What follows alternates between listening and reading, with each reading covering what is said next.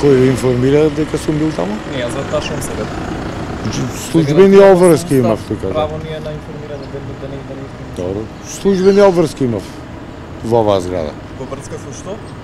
Не можам да ви кажам сега. Дали станува збор за додолувањето на надоместовци од 35%? Не можам да кажам сега. Кажете ми, имаше информација доставена, односно барање до антикорупцијската комисија во смисла на одложување на разгледување на иницијативите за несовесно и нестручно вршење на судиската функција. Дали добивте повратен одговор од антикорупцијската комисија која ќе продолжат со работа комисиите?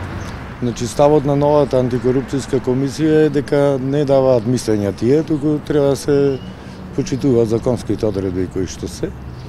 Соодветно на тоа и на законската регулатива, ние во Судскиот совет додека трае процесот на избори, нема да имаме процес на избори, разрешување, евентуално конечни одлуки, донесување во врска со тоа и со избор на суди.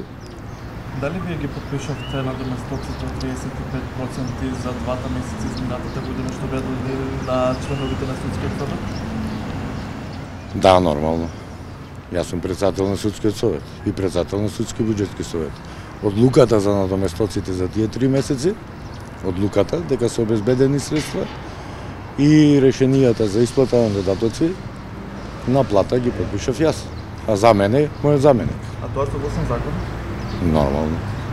Дали изошто беше, односно не беше поканата министерката за правда на седницата на која што се одлучуваше за тие додатоци? Министерката за правда е секогаш поканета, сите министри биле уредно секогаш поканувани и војнина ќе бидат, а во последниот период и со телефонски јавувања и пораки е поканувана лично од моја страна. И на таа седница? Меѓутоа на ниту една седница, а на Судски совет откако сум јас член на Судски совет, само еден министер додека беше Ана Нешари на една седница дојде, јас не бев председател тогаш, ниту еден министер од тоаш не дошол на седница на Судски совет, а ниту еден министер ниту еднаш не дошол на седница на Судски буџетски совет, јас откако сум председател на Судски буџетски совет.